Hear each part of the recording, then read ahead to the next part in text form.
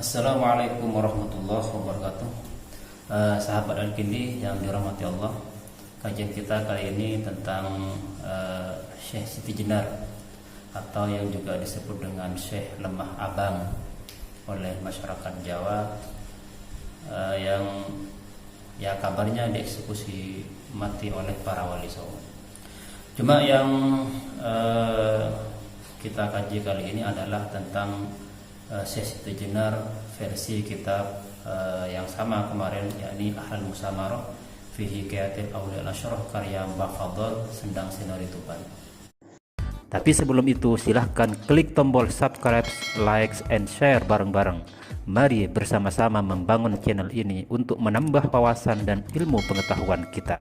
Sahabat Al-Kindi yang dirahmati Allah, nah, jadi dalam literatur sejarah itu yang ada memang Syekh Siti Jenar itu nama aslinya adalah Sayyid Ali Al-Husaini, putra dari Sayyid Soleh yang kelahiran Persia. Kemudian pada umur 17-an tahun, artinya sudah beranjak dewasa, beliau diajak oleh abahnya yaitu Sayyid Soleh untuk kemudian berdakwah di tanah Malaka, yaitu di Nusantara. Dan ketika sudah beliau beranjak dewasa, yang nama aslinya adalah Syekh Ali Al-Husaini, kemudian beliau mendapat julukan Syekh atau Sayyid Abdul Jalil, Syekh Abdul Jalil, yang kemudian mukim di sebuah desa namanya Siti Jenar. Makanya kemudian dikatakan Syekh Siti Jenar. Jadi dalam riwayat lain, Syekh Siti Jenar itu belajar tasawuf atau tarekohnya kepada sepupunya sendiri, ya selain sebelumnya memang kepada abahnya Sayyid Soleh, juga kepada sepupunya sendiri yaitu Sayyid Al-Kahfi. Dia belajar Risalah Qusyairiyah karya Imam Qusyairi, belajar karyanya Ibnul Arabi dan semacamnya, Abu Yazid Al-Bistami dan semacamnya, itu banyak. Hanya dalam versinya Mbah Fadl, Sayyid Ali Al-Husaini yang kemudian menjadi Syekh Siti Jenar itu dalam kitab Ahlal Musamarah itu berguru kepada Sayyid Rahmatullah atau Sunan Ampel juga. Nah, langsung kita baca redaksinya ya. Bismillahirrahmanirrahim. Dalam kitab Ahlal Musamarah fi Hikayatil Auliya Al-Asyrah pada halaman 45 sampai 47. Bismillahirrahmanirrahim. Wa amma Sayyid Abdul Jalil bin Sayyid Abdul Qadir fa innahu la yatazawwaj wa kana min amrihi innahu yata'allam al-ulumah min Sayyid Rahmat kama taqaddama dzikruhu.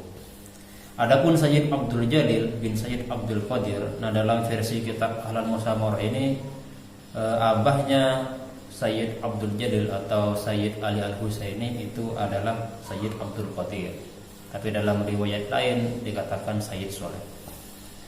Fa innahu la yatazawwaj. Jadi Sayyid Abdul Jalil atau yang lebih dikenal nantinya dengan Syekh Siti Jenar itu tidak kawin. Wa kana min amrihi innahu yata'allam al-ulum min Sayyid Rahmat kama taqaddama dzikruhu.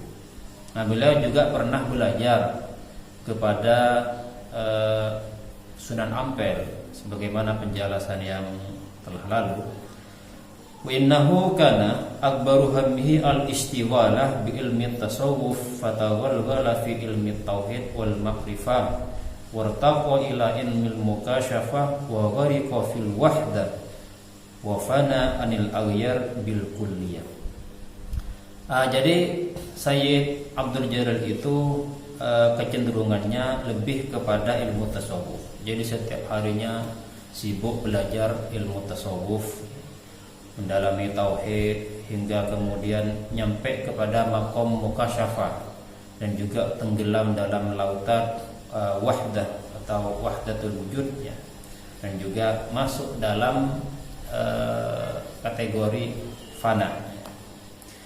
Setelah itu summa innahu ista'dzana as-Sayyid Rahmat fil insiraf an Ampel fa'adzina lahu. Setelah itu beliau minta izin kepada Sunan Ampel atau Sayyid Rahmat untuk bertolak dari Ampel, artinya pergi melakukan pengembaraan keluar dari Ampel, kemudian dikasih izin oleh Sayyid Rahmat.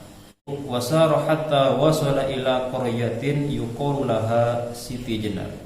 Maka kemudian Sayyid Abdul Jalil itu beranjak bertolak dari Ampel, terus melakukan pengembaraan sampai di sebuah desa yang bernama Siti Jenar. Jadi di sini berarti penamaan Siti Jenar itu kepada Sayyid Ali Al-Husaini atau Sayyid Abdul Jalil itu dinisbatkan kepada tempat mukimnya atau daerah yang beliau singgahi, yaitu yang bernama Siti Jenar. Juga dalam satu versi dikatakan Lemah Abang. Dikatakan Lemah Abang karena memang tempat yang ditempati itu adalah desa Lemah Abang, sehingga selain juga dikenal dengan Syekh Siti Jenar, juga dikenal dengan Syekh Lemah Abang. Dalam versi lain seperti itu. Kemudian sesampainya di daerah Siti Jenar, fa'tazala hunaka wa tahalla mustaghilan bidzikri wa tafakkur yabghi bidzalika ridhal maula. Kemudian beliau iktizal, melakukan uzlah, wa tahalla, bertirakat dan semacamnya, mustaghilan bidzikri, menyibukkan diri dengan zikir-zikir kepada Allah, wa tafakkur, dan berfikir, melakukan kontemplasi dan semacamnya. La yanamu lailan wala naharon, tidak tidur siang dan malam. Wala yadhuqu tu'aman wala syaraban illa ma kana min dzalika qadran yasiran. Dan juga jarang makan, jarang makan artinya hanya sekadarnya saja, hanya untuk menutupi laparnya. Walam yazal yufidu min alamil qudsi ma la yasahu batinuhu wala yaqwa 'alal istimsaki 'alaihi janani. Dia terus masuk ke alam tasawuf, ke alam tauhid. Sahabat Al-Kindi yang dirahmati Allah, kemudian setelah beliau bertafakkur dan semacamnya, tetap mengarungi lautan tasawuf.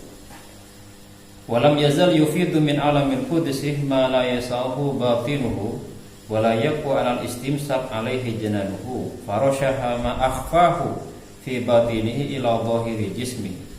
Maka kemudian ajaran-ajaran atau konsep-konsep tasawuf yang tidak bisa ditampung oleh batin beliau kemudian ia tarasyah keluar. Artinya muncul kemudian syatohat yang kalau dipahami oleh orang awam itu ya menyesatkan, seperti itu, seperti ungkapan-ungkapan para wali-wali yang lain seperti Abu Yazid Al-Bistami, ungkapan-ungkapan Al-Hallaj dan semacamnya. Itu syatohat itu namanya. Nah, seperti anal haq ma fil jubbah illallah inna ma'budakum tahta qadamayya dan semacamnya, yang harus ditakwil. Artinya kalau tidak ingin menakwil ya no comment, tidak usah komen. Itu syatohat. Nah, jadi dari situlah maka kemudian fakana dzalika sababan listihlali iraqati dzambihi. Dan hal itulah yang menyebabkan beliau itu menurut versinya Mbah Fadl dieksekusi. Dan dalam data-data atau keterangan-keterangan yang viral itu, yang mengeksekusi atau yang berfatwa istihlal iraqati dzambihi di situ adalah Sunan Kalijogo. Kalau di sini enggak, tapi Sayyid Ibrahim atau yang dikenal dengan Sunan Bonang. Wa kana alladhi afta bi qatlihi ala dhahiril ilmi as-Sayyid Ibrahim. Nah, itu Sunan Bonang atau Makhtum Ibrahim. Wa ilmu haqiqati ma fi batinihi mufawwadun ilal khabiril alimil hakim. Sedangkan batinnya ya para wali memasrahkannya kepada Allah. Nah, hal ini sesuai dengan Al-Hallaj dulu yang juga dieksekusi mati oleh para wali, ya karena melihat zahirnya memang seperti itu. Wa fi mislihi yuqal wa man fahimal isyarata falyasunha wa illa sawfa yuqtal bisanan kahallajil mahabbah idza tabaddat lahu syamsul haqiqah bitadan wa qala anal haqqul ladzi la yughayyiru dzatahu marruz zaman. Jadi kasusnya sama, mirip-mirip dengan Al-Hallaj dulu, itu yang juga dieksekusi mati. Nah, hanya di sini menurut Mbah Fadl munculnya eksekusi mati yang keluar kemudian satu hari itu kalau dalam cerita-cerita yang viral itu ketika diundang oleh para wali songo, sedangkan yang mengundang adalah Sunan Kalijaga. Tapi versinya atau versinya Mbah Fadl di sini justru yang mengundang adalah Raden Fattah. Wa kana dzalik indama da'ahu Raden Fattah li kita li Brawijaya Maliki Majapahit wa qala lir Rasul laisa Abdul Jalil hahuna wa innamal ladzi kana hahuna huwallah. Jadi munculnya ungkapan-ungkapan syatohat dari Siti Jenar itu ketika beliau diajak oleh Raden Fattah untuk memerangi Majapahit, yaitu Brawijaya. Hanya kemudian Syekh Sayyid Abdul Jalil itu atau Syekh Siti Jenar atau Syekh Lembah Abang itu tidak mau dan mengatakan kepada utusan Raden Fattah tersebut, bilang Abdul Jalil tidak ada di sini, yang ada di sini hanya Allah. Jadi seperti itu. Nah, ini versinya Mbah Fadl yang tertuang dalam kitab Ahlul Musamarah fi Hikayatil Awliya Al-Ashraf. Sekian, semoga ada manfaatnya. Wassalamualaikum warahmatullahi wabarakatuh.